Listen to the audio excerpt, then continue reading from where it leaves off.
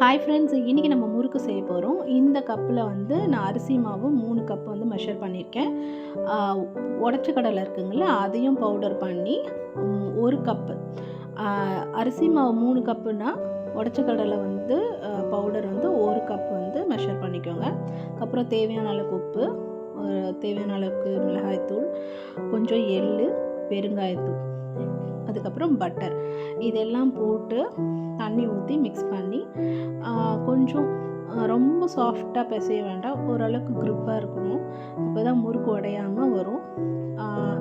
எனக்கு வந்து பார்த்திங்கன்னா ரொம்ப சாஃப்டாக இருந்தது, அதனால் கொஞ்சம் அரிசி மாவை போட்டு அதுக்கப்புறம் கொஞ்சம் நல்லா பிசைஞ்சு வச்சுட்டேன். இதோட பிசையும் போது நம்ம தண்ணி வந்து நல்லா கொதிக்க கொதிக்க ஊற்றணும்.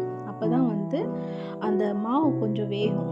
ஏன்னா இது வந்து அரிசி மாவு, இது நான் இடியாப்பத்துக்காக வச்சுருந்தேன். அந்த அரிசி மாவு தான் நான் வந்து முறுக்கு செய்கிறேன். இந்த அச்சு இருக்குது பார்த்திங்களா, 3 ஓட்டை, அந்த மாதிரி அச்சில் தான் நான் இப்போ முறுக்கு பண்ண போகிறேன். இது வந்து ரொம்ப டைட்டாக இருக்கும், பிழியறதுக்கு கொஞ்சம் கை வலிக்கும். அதனால் ஹஸ்பண்ட் வந்து நான் பண்ண சொன்னேன்.